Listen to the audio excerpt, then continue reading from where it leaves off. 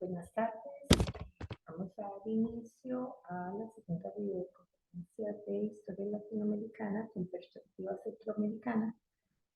El día de hoy vamos a estar compartiendo el módulo 2 y recordarles que en este momento estamos trabajando ya con el segundo trabajo, que es el diario reflexivo, tomando en cuenta fecha de apertura y fecha de cierre de la actividad. Porque una vez que se cierra el módulo, ya no hay opción de remitir o de recibir documentos a través de otro medio. Vemos que cualquier consulta, cualquier trámite, todo se hace a través de la plataforma de Aprender.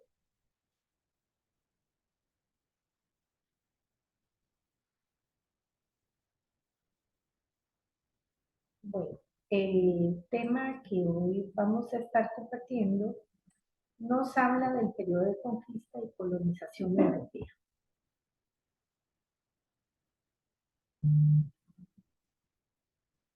Algunas consecuencias de este proceso en los países latinoamericanos. Recordemos que con el proceso de conquista se va a una explotación de la población en una forma descontrolada. Esto va a generar que se cambie la cosmovisión que tenían los pobladores autóctonos, ¿verdad? Porque esos conquistadores que vienen a nuestras tierras tienen como una visión, como unos objetivos de posicionarse en las diferentes esferas de la sociedad. Entonces esto va a cambiar la visión, la estructura de cómo estaban organizados los pueblos autóctonos.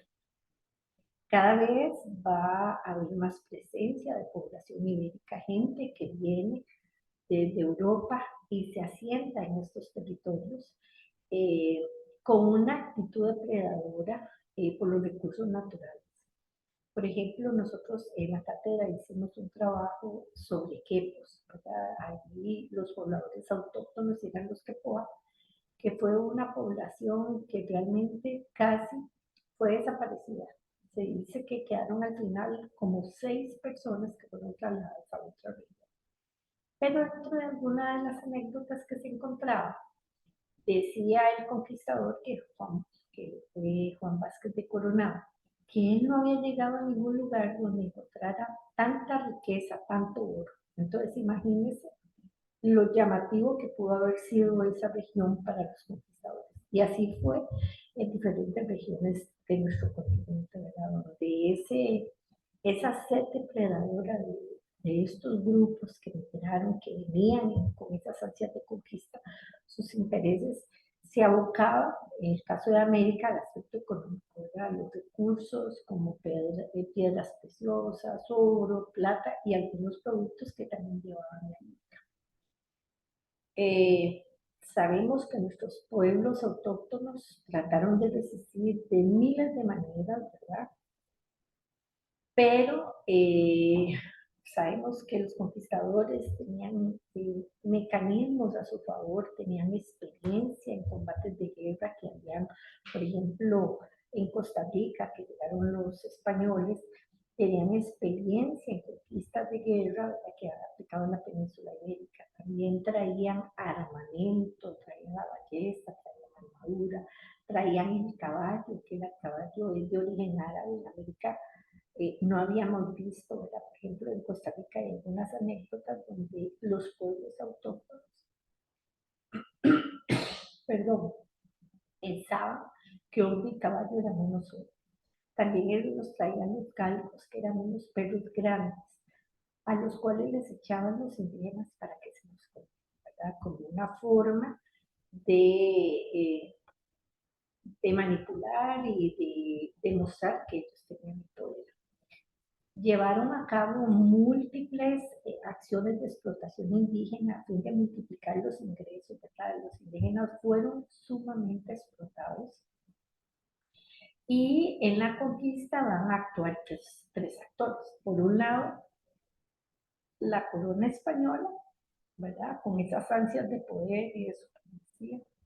La Iglesia Católica, que va a jugar un papel preponderante, ¿verdad?, que se va a encargar del proceso de evangelización y adoctrinamiento de los pueblos indígenas, y todo se va a justificar con la famosa frase de la justa guerra, ¿verdad? Toda rebelión se veía como falta de fe. Y los peninsulares, ¿verdad?, que son aquellos que han nacido en la península ibérica, en Europa, y se vienen a vivir a América. Y estas personas que vienen y migran a estas tierras, ¿verdad?, van a tener un estatus superior a todos los demás habitantes, incluso sobre sus propios descendientes, porque solo el hecho de nacer en América son catalogados como criollos, ¿verdad?, son de segunda clase. Se va a dar esa alianza, ¿verdad?, donde la Iglesia, a través de cruzadas, ¿verdad?, y de procesos de evangelización y de sometimiento de los indígenas, legitimiza esos procesos de era una justa guerra, ¿verdad?, como les indicaba, donde se obligaba a los pueblos autóctonos a creer en el Dios que ellos predicaban, ¿verdad? Sin embargo, yo me pongo a analizar que podría ser muy conflictivo, ¿verdad?, porque los pueblos autóctonos, recordemos que ellos veían a Dios en todas las manifestaciones de la naturaleza. Ahora le hablaban de un Dios que era con violencia, la fuerza, con imposición, ¿verdad?, y un Dios desconocido. La tierra se encontraba dentro de las regalías que le pertenecían a la corona de Castilla, y ella las daba a quien ella consideraba, ¿verdad?, aquellos viajeros que venían y se les daban títulos nobiliarios de adelantado, de corregidor, de gobernante, le daban tierras, y con las tierras grupos de indígenas, ¿verdad? Una de las instituciones que más adelante viene la encomienda, ¿verdad?, que es una forma donde le encomendaban a esa persona, un grupo de indígenas, y a cambio estos tenían que tributar, ¿verdad?, y estos eran evangelizados. El rey era quien disponía del repartimiento y la distribución de las riquezas de estas tierras conquistadas. También se autorizaba el asentamiento de coloniales en los territorios que iban siendo conquistados por la corona. El Papa era el representante de Dios en la tierra y podía decidir en lo que se determinara de las Indias Orientales, ¿verdad?, de las tierras de ultramar. La estrategia de tal forma de la corona fue el sometimiento de los pueblos autóctonos, ¿verdad?, a través de la doctrina, y de esta forma también lograr mano de obra. La conquista realmente fue muy rápida y con un gran menosprecio hacia los grupos sometidos, que, por ejemplo, si nosotros podemos analizar la estructura o la pirámide que se constituyó, ¿verdad?, en la base estaban los pueblos autóctonos, ¿verdad? Y una forma de violentarlos era quitarle las tierras y que ellos no tuvieran acceso, ¿verdad? Eso era una forma de violentarlos aún más. El nuevo estatus jurídico de súbdito obligó a los aborígenes a tributar a la corona, ¿verdad? Entonces ahí tenían que tributar fuera en especie, ¿verdad? Que era trabajando con mano de obra, o a través del tributo, ¿verdad? Que eran impuestos o en especie o como fuera, ¿verdad? Donde eran grandes las cantidades, lo que obligaba a los pueblos autóctonos a extensas jornadas de trabajo para poder sacar todo lo que la corona demandaba. Las lealtades desarrolladas al calor de las campañas de conquista, entre quienes encabezaban el sometimiento de estas poblaciones y de los hombres venidos de España, constituyeron un aspecto muy importante en esas campañas militares. Como dije, se da un repartimiento de tierras y con esas tierras iban los pobladores. La conquista inició hacia finales del siglo XV, ¿verdad? Con la llegada de los conquistadores, primero a, a muchas islas, ¿verdad? Por ejemplo, los españoles llegaron a la Española, lo que hoy se conoce como República Dominicana y Haití.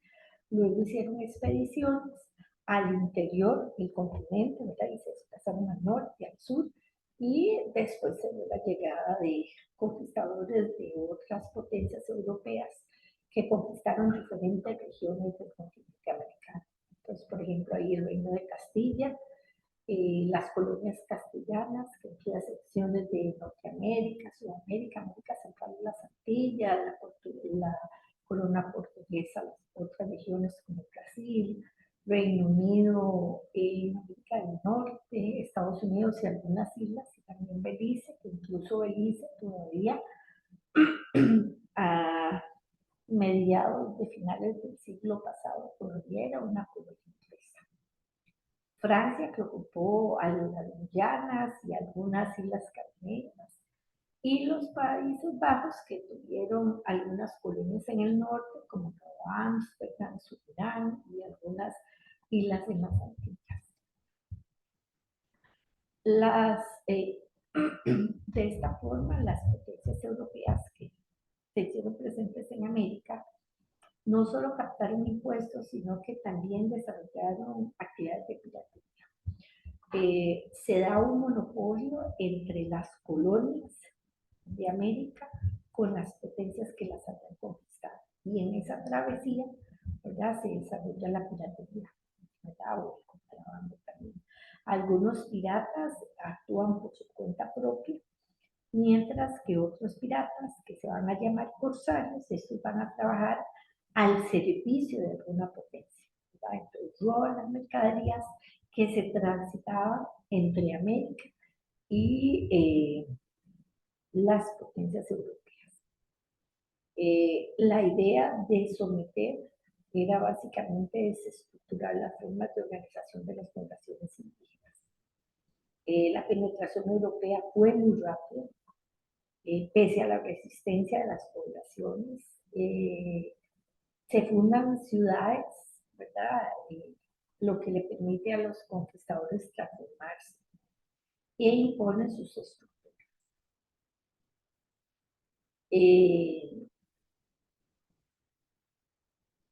Luego, en cuanto a la justa guerra, ¿verdad? Que este concepto fue utilizado por los geólogos y juristas de la corona española, y este término lo que trataba de justificar y legitimar era el derecho a conquistar y adoctrinar a los pueblos autóctonos. Entonces ellos lo que hacían era que agarraban un grupo de indígenas y se lo entregaban a un comité, que era un religioso. A cambio los adoctrinaba y recibía beneficios, recibía tierras, recibía indígenas que le trabajaran y también recibía tributo. En ese proceso van a jugar un papel muy importante las órdenes religiosas que llegaron a América, dentro de las que se pueden enumerar las de San Francisco, Santo Domingo, la Merced, que realizaron diversas misiones y disputas, tanto en el aspecto religioso como en la lucha por territorios y tierras. Se dio también la competencia por el poder entre expedicionarios, entre viajeros que vinieron a América, ¿verdad? Se da mucha competencia y luchas, perdón, por obtener la mayor cantidad de tierras, fortunas y de esta forma enriquecerse. Algunos factores que explican el éxito de los europeos, bueno, la dominación militar con armas como el arcabuz, que es esta arma, este tipo de rifle que ellos utilizaban. Recordemos que los conquistadores tenían muchos avances tecnológicos que los indígenas, los pueblos autóctonos no tenían. Por ejemplo, ellos traían armaduras, traían la ballesta, traían el caballo, como había dicho, ¿verdad? Mientras que el indígena de ahí era una pechera de cuero de animal, con lanzas, ¿verdad? Sus ataques eran más de acuerdo, salvo de aquellas que fueran lanzas. Mientras que a través de, por ejemplo, este tipo de armas, con el uso del plomo, ¿verdad? Brindaba una superioridad a los conquistadores. También la imposición tributaria que sostuvieron a las clases poderosas, ¿verdad? Que era cobro de tributos sumamente exorbitantes a los pueblos indígenas. Y otro de los aspectos, las enfermedades, ¿verdad? Recordemos que las enfermedades son un frente de choque. Por ejemplo, estaban los conquistadores apenas tocando pie y ya las enfermedades se habían disparado, ¿verdad? Bueno, nosotros lo vivimos con el COVID, ¿verdad? Que rápidamente se dispersó por todo el planeta. Así son las enfermedades. Y los conquistadores traían enfermedades que no había aquí en América, ¿verdad? Y que los pueblos autóctonos no tenían anticuerpos. Además, esto también va a generar un impacto psicológico por la forma tan violenta como fueron adoctrinados estos pueblos indígenas, que incluso se habla que se dio un fenómeno de desgane vital, que esto es que las personas sufrían tanto que no querían que sus hijos vinieran a sufrir. Entonces, las indígenas no quedaban embarazadas o un indígena no embarazaba.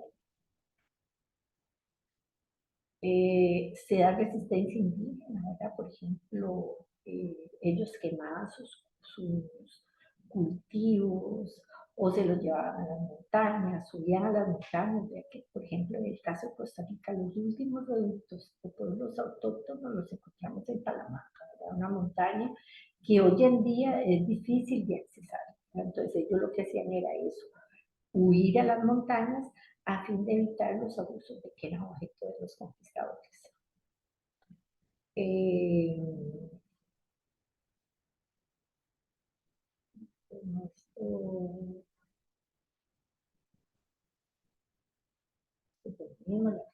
Después el régimen colonial, dice que el régimen colonial hubo una organización política y administrativa donde todo fue liderado por el rey, ¿verdad?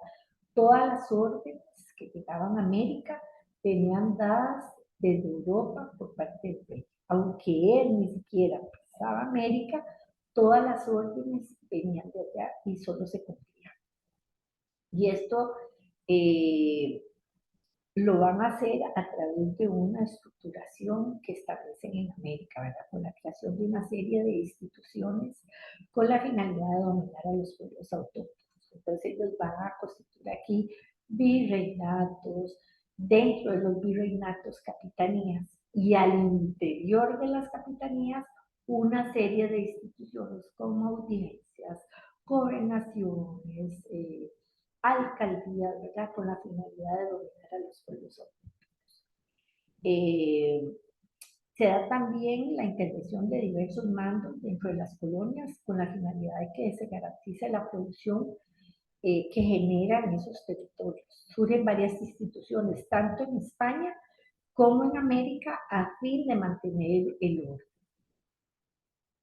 Por ejemplo, en España, bueno, está el rey, está el Consejo de Indias y la Casa de Contratación de Sevilla. Mientras que en América, bueno, está el virrey, está la Real Audiencia, las gobernaciones, las capitanías y una serie de otras instituciones que se crean con la finalidad de organizar estas tierras. Por ejemplo, el Consejo Real y Superior de Indias Occidentales Era un organismo que regulaba, de regulación, eh, y regulaba todo lo relacionado con las tierras de ultramar. Era la máxima institución del gobierno y aconsejaba al rey en algunos asuntos que se tenían que tomar a nivel político. Era un órgano colectivo conformado por un presidente, por autores, asesores, una parte técnica, y tenía básicamente funciones administrativas, judiciales y legislativas. Y tenía una potestad que era que podía nombrar a funcionarios coloniales, a funcionarios que venían. Mientras que la Casa de Contratación de Sevilla cumplía más que todo funciones económicas y era la que se encargaba de todo el control de todo lo que se transitaba entre América y Europa, ¿verdad? Todos aquellos viajeros, aquellas mercancías, todo, y fiscalizaba también el pago del quinto real, que era un impuesto que se pagaba por las mercancías y pasajeros que se daba entre Europa, en ese caso en España y América. Luego están los virreinatos, que van a haber virreinatos a lo largo de todo el continente americano. Por ejemplo, está el de Nueva España, que era el más grande, con capital en México, y este se extendió desde los Estados Unidos hasta nuestro territorio.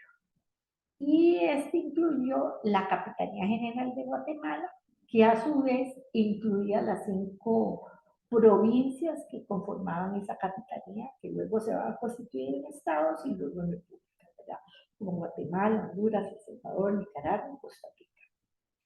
Luego estaba el Virreinato de Perú, que fue un territorio muy importante y abarcó desde Perú hasta la parte de Ecuador y lo que hoy se conoce como Bolivia. Tenía algunos avances, tenía una universidad, tenía una imprenta y la capital se estableció en Lima. Luego está el Virreinato de Nueva Granada, que incluyó Venezuela, Colombia, parte de Ecuador y Panamá. Y se dio aquí básicamente la explotación de oro, esmeraldas y plata, que eran los intereses de esos países conquistadores, ¿verdad? El poder explotar esos productos o esos recursos naturales. Luego también estaba el Virreinato de la Plata, que abarcó los actuales territorios de Argentina, Bolivia, Uruguay, Paraguay, y la parte sur de Brasil y el norte de Chile, así como, y la capital estuvo ubicada en lo que se conoce como Buenos Aires. Su actividad económica fue básicamente la ganadería, desarrolló la educación por medio de la Universidad de Córdoba, ¿verdad? Que está ubicada en Argentina, que es una de las universidades más antiguas, y en el ámbito cultural también sobresalió por el tema del teatro. Otra de las instituciones que ya se van a crear en Perú en América es la Real Audiencia, que era un tribunal de justicia que estaba dentro de los virreinatos. Tuvo potestades tanto a nivel administrativo como gubernamental, y asesoraba el virrey y ejercía control sobre él. Luego estaban las capitanías generales, que eran territorios más pequeños que se ocupaban de lo relativo a los núcleos defensivos, como que estaban fijos, puertos, plazas, fortalezas, etc. Realizar el reclutamiento y el ejercicio de la justicia dentro del ejército, y se van a establecer 4 capitanías. La Capitanía General de Guatemala, que fue a la capitanía a la cual Costa Rica perteneció, luego estaba la Capitanía de Venezuela, la de Chile y la de Cuba. También al interior de las capitanías se van a desarrollar las gobernaciones, que estaban formadas por las capitanías generales. En oportunidades, los capitanes generales o los jefes militares pudieron ocupar la presidencia de las audiencias, o tenían así un título de gobernador y con ello la potestad de las órdenes. También nos vamos a encontrar el cabildo, que el cabildo va a ser los primeros cimientos de lo que después va a ser el ayuntamiento y hoy conocemos como municipalidades. Fue una expresión local, se encargaba de la administración local de los territorios a nivel administrativo, y el alcalde va a ser la figura principal que va a contar con varios regidores que lo van a ayudar. Y estos, por lo general, no eran de acá, sino que provenían de Europa.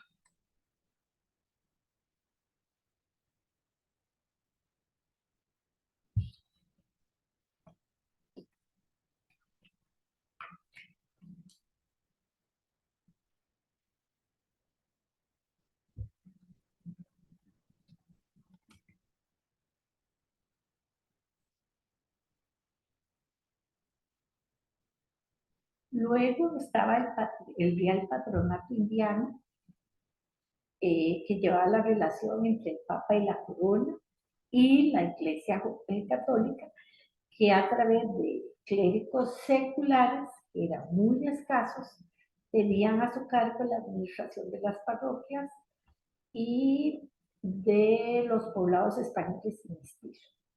Denominaron algunas órdenes religiosas como San Francisco, que era la más numerosa, Santo Domingo y la Merced, que eran dedicadas más que todo a la actividad misionera. En cuanto a los impuestos, había cualquier cantidad de tipo de impuestos, ¿verdad? Y esta era una forma que establecieron los conquistadores con la finalidad de dominar a los pueblos indígenas. Dentro de ellos estaba el alcabala, que era aplicada a la venta de inmuebles, el almogarifalco, que era el impuesto que se iba a pagar para exportar o importar algún producto, la media anata, que era un impuesto que pagaban los funcionarios del Estado solo por el hecho de trabajar, como hoy podemos decirlo como el impuesto a la renta. El quinto real, que era un 20% de las ganancias que se obtenían en la extracción minera, el tributo, que era pagado por los indígenas como súbditos de la corona, y se pagaba tanto en dinero, en especie, como en trabajo. Y el diezmo, que consistía en darle a la iglesia el 10% de todas las ganancias. En cuanto a la organización social, imperó, como se ha indicado, la desigualdad social, ¿verdad? Porque por un lado están los peninsulares, que eran los que habían nacido en España y que era que ocupaban el estrato superior. Eran los que tenían el acceso a puestos importantes, a obtener herencias, etc. Y estos también pudieron acumular riqueza. En el segundo estrato nos vamos a encontrar a los criollos, que solo por el hecho de haber nacido en América, a pesar de que sus papás eran peninsulares, o sea, eran personas que habían venido de Europa, solo el hecho de haber nacido en América eran de segunda clase. Y eso se heredaron algunas fortunas de sus padres, mantienen algunos privilegios, pero no tienen acceso al poder político, que esta va a ser una de las causas de los procesos independentistas, ¿verdad? Porque muy probablemente ellos decían, pero ¿cómo? O sea, si nosotros somos españoles, nuestros papás son españoles, ¿cómo nosotros no? ¿Verdad? Entonces, esa puya, ¿verdad? Esa espirita que había ahí en los criollos es una de las causas de los procesos de independencia. Luego están los mestizos, ¿verdad? Que es un grupo étnico que se deriva de la mezcla de españoles, europeos, con pobladores autóctonos, ¿verdad? En un inicio, producto de la violencia contra las mujeres, ¿verdad? Violaciones, abusos de que fueron objeto, y con el paso del tiempo fueron aumentando y estas se van a dedicar básicamente a labores agrícolas y artesanas. Y en el último estrato, bueno, encontramos a los indígenas, que corresponde a las poblaciones autóctonas de América, que no contaron con posibilidad de ascenso social y numéricamente tuvieron un importante descenso demográfico, ¿verdad? O sea, bajó la población producto de, bueno, de las enfermedades y de la explotación de que fueron objeto. Y también nos encontramos a negros, zambos y mulatos, que son, bueno, los negros traídos como esclavos, ¿verdad?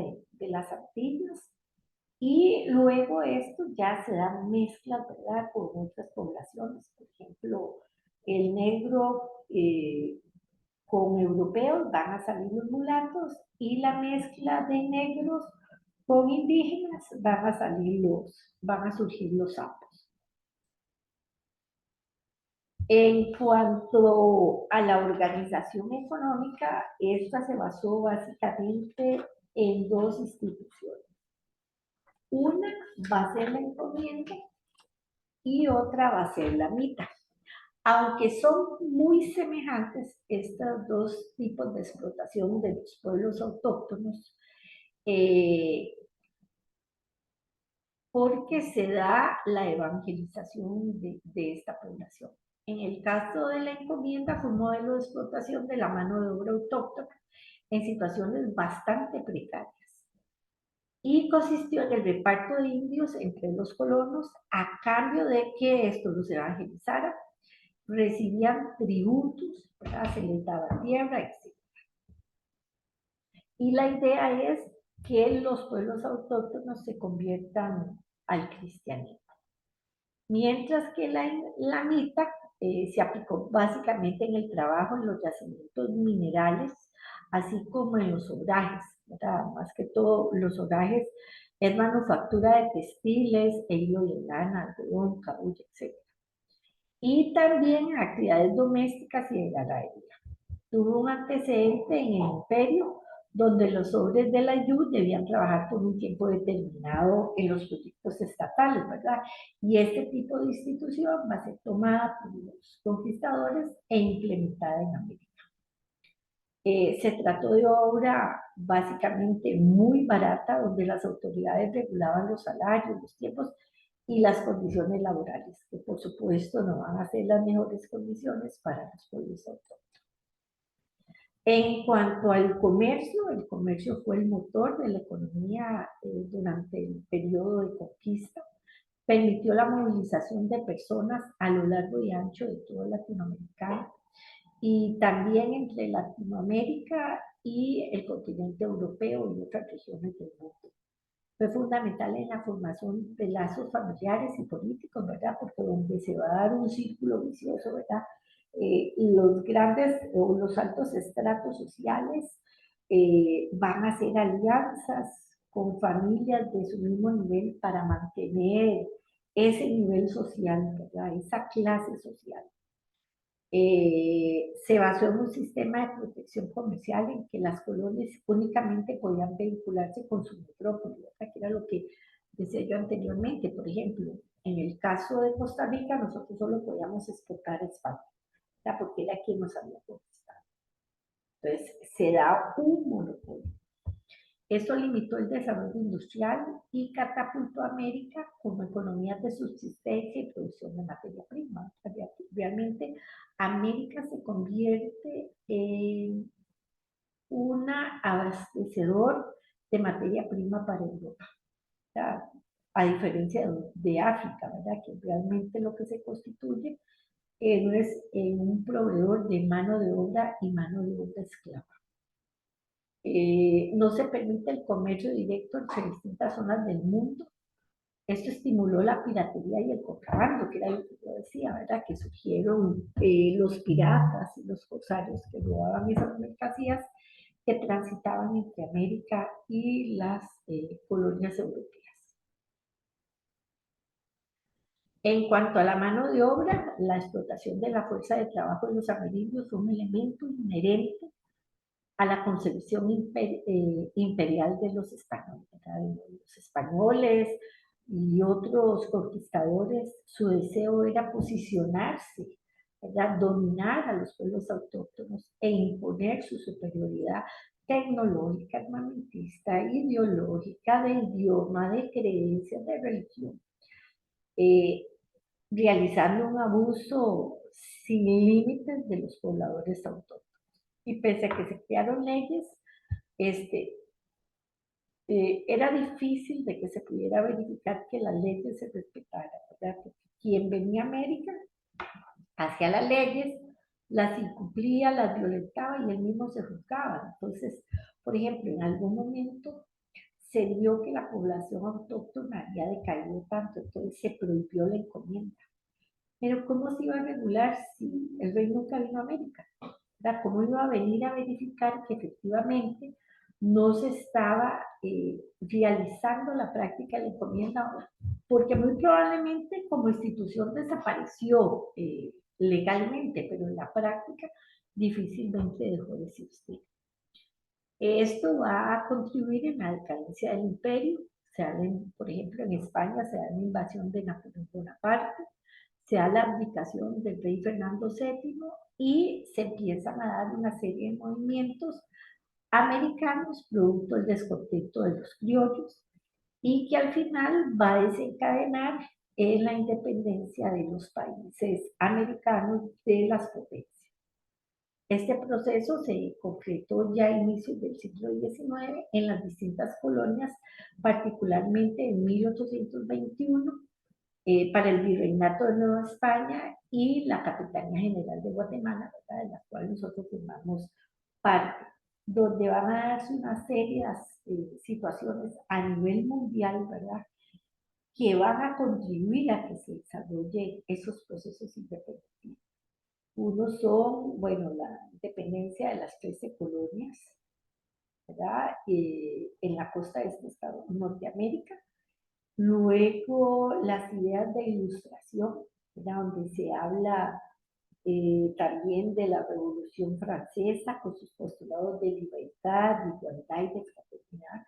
Que recordemos que en estas tierras no todos éramos iguales, no todos éramos fraternales y por supuesto no todos éramos libres, ¿verdad? Entonces, todos estos postulados suenan en las cabezas de algunos criollos y algunos que anhelaban, ¿verdad?, poder ascender y se dan los procesos de independencia. Esto sería el tema de hoy. Vamos a dar un espacio para preguntas. Bueno, nos indican que no hay consultas.